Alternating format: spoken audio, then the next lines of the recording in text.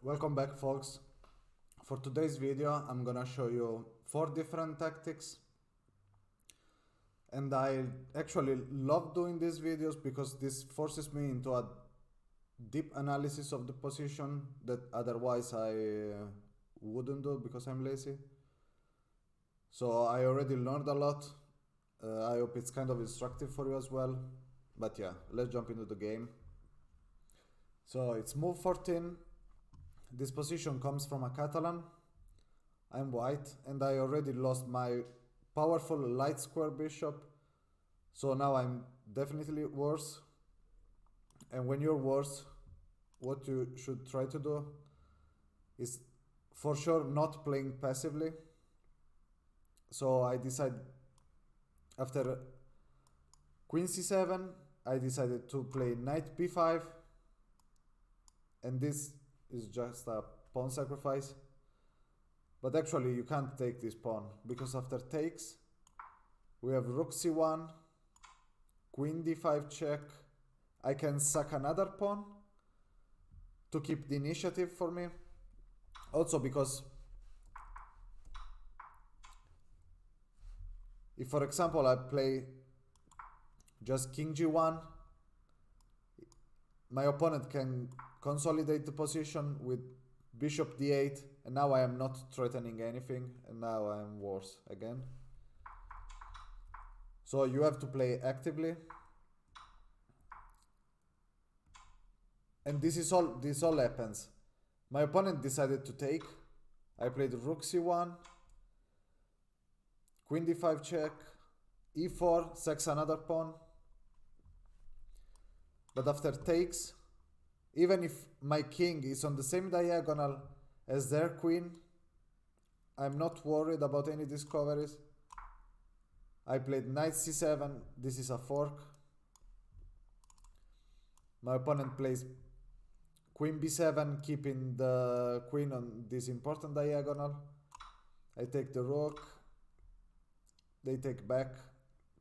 And now I have to bring my queen into the game, connecting the rook, targeting in the long run f7 here, protecting my king. But most important, now I am the one who is pinning this knight to their queen. So my opponent plays knight f6. This kind of looks natural because it adds support for this knight, but actually loses on the spot due to knight c6. What's the point of this move? This move disconnects the queen from the knight. So now I'm actually threatening to take twice here. And at that point, notice that the two queens are on the same diagonal, but their queen is undefended. I mean, also my queen is undefended, but I am the one who with the initiative. So in the future I could play knight e7, would be a check, would be a discovered attack on the queen. The queen would have to take, and I could take the rook at the end. And this actually happens because my opponent decided to play bishop c5, disconnecting the rook from the knight. So now this knight is undefended. But I have an in-between move, and it's bishop takes f6. And now you have to take back with the knight, because otherwise I take it. And now I have a discovered attack on the queen and check.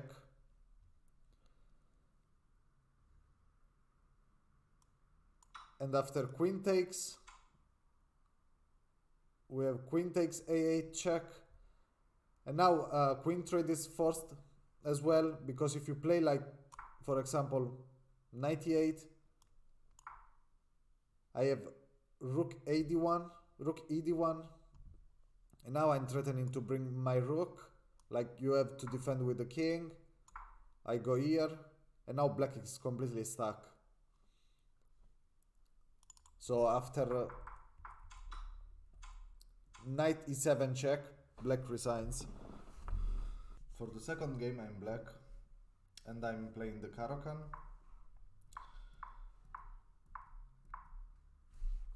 They play the sharp tal variation with h4. Blah blah blah blah blah blah, not interesting. Let's jump into move 18. So white has just captured on f7 and is check, and I take with the rook. Now white can't take back on f7 because queen takes f2. And in this position, the only move to defend white's slight advantage is the calm g3. After which Stockfish suggests two crazy lines. Okay, one goes g3, rook takes f2, second the queen, rook d2 check, and now the queen has to cover, otherwise will be lost for nothing. Bishop takes, rook takes, rook d1 check, king f2, and now if we count the material, I have two extra pawn, but I am down a piece, and despite that the position is only plus 0.5, so pretty balanced. After g3 there is this other line, bishop takes f2 check, king moves, queen takes g3 check, queen takes g3, bishop takes, king takes, knight f5 check, king g2, rook b7. Again, I have 3 pawns for one piece, but white is just like half a point better. But anyway, none of this happens because white decides to defend this pawn on f2 with bishop e3, and this loses because after takes, queen takes, I have knight f5 with tempo hitting the queen, queen has to go back, queen d2, and now I play rook f6, idea to rook lift and go for a checkmate. And now white plays g3, but now it's a blunder actually, because I have knight takes g3, and after they take back, I have check, queen covers, I take the queen, king takes, and clutch move rook g6 to pin the knight, and even if it gets protected, just h6 wins, and I am up 2 mini pawns, and white resigns. And now, since it kinda looks like I always brag about how smart I am, I'm gonna show you this game. So I'm white, it's move 13. Black has just played d6, trying to kick my knight out. I ignore my knight, and I played queen f3, counter-attacking the rook on the other side of the board. Now we have knight a6, defending the rook with the queen. Knight jumps in with knight c6, queen d7 defends the queen, and now knight b4, it's a double attack on the knight and the rook. Black tries to defend both with queen c8, but now I take the knight, and of course you can't take back because the rook is hanging. So in this position I'm up one piece, 1 million points evaluation. After g4 is +8, so nothing can go wrong. Or, first of all, like queen f3 was a not a literally a brilliancy, what was such a great move, because not only threatens the rook, but only threatens checkmate. And I had tunnel vision and I didn't see this half of the board. So I completely ignored the fact that I was threatening checkmate. And after knight a6, it's mate in 3, it's just mate. Bo, bo, bo, bo, bo. That's mate. So first of all, I missed mate in 3. But most important, after g4, I say again, position is +8. I hallucinated, queen takes a8, queen takes back, and that's what happened in the game. I tried to fork, that was my whole idea. A computer didn't let me do it because it's check. So I literally lost my queen for nothing, and now I'm lost. But some moves later, blah blah blah blah blah blah, like at this point I'm better again.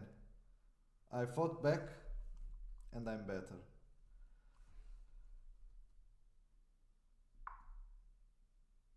But after queen b3 I blundered again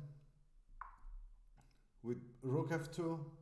The right move is rook c1 to prevent this and this. But rook f2 prevents 1 but not 2. So now the queen can infiltrate in the position, and now I panicked. I mean, I was also kind of distracted the whole game.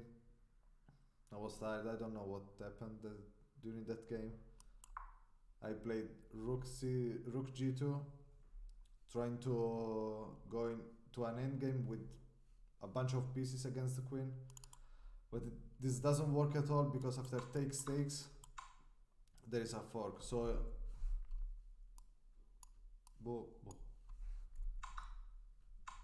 so I first had to check. And now I can't even go for this. I have too many pieces to lose. Like, I'm probably the only one who's playing for a win here. But yeah, so as you can see, I'm human. And now let's go back to me being a genius. So this is the fourth and last game of the day. I'm white. Played Queen's Gambit, declined. Nothing crazy. Let's jump into move 24. Yeah. I played rook e1, and now as you can see from the evaluation bar, I have no advantage. Like, position is equal. And when I say position is equal in one of my games, most of the time is not because I'm playing like perfectly. It's just because me and my opponent are playing like 36 blunder each, and they kind of balance. So anyway, this position is equal.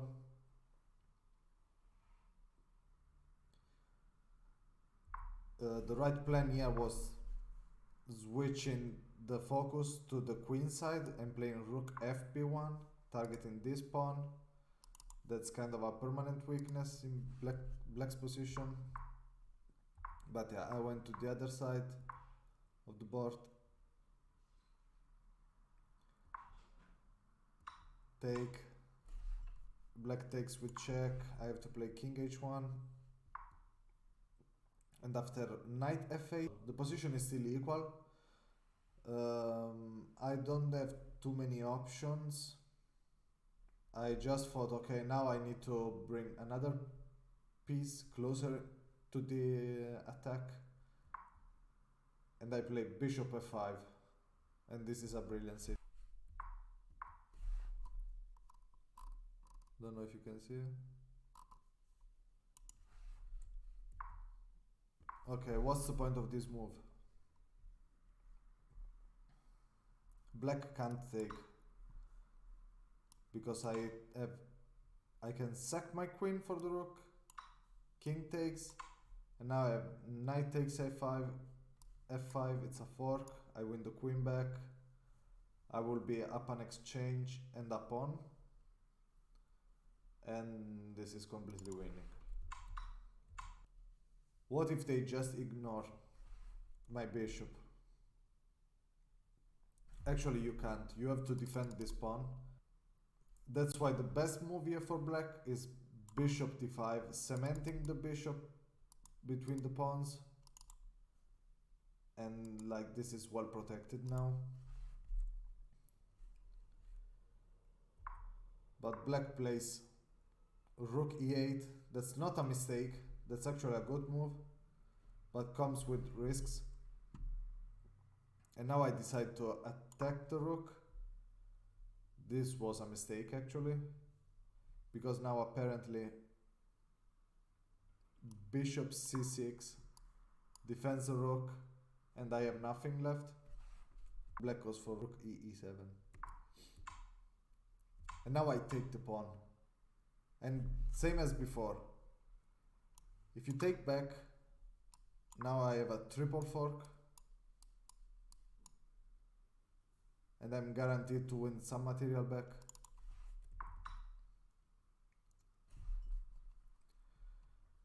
And if you just don't take, I won a pawn in the process, so it's always nice. That's why black takes. The triple fork happens,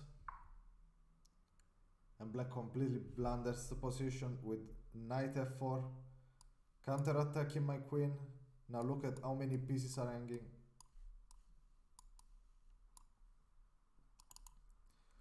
But actually it's pretty simple. Like there are two good moves. You can even play rook takes e7,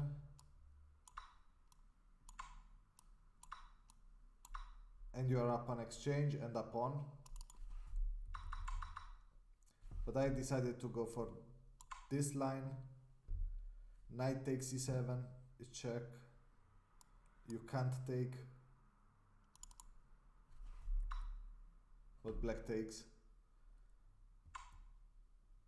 And now I move my queen out of the path of the knight with queen g4 check, rook g7. Now play rook e8 check, queen f7, king f7, and now rook e7 check. I'm harassing the king, and now the king has to take, and I take the rook, king e6, and now the last piece joins the party, rook e1 check, and black blunders mate e1 with the king f5 because there is queen g4,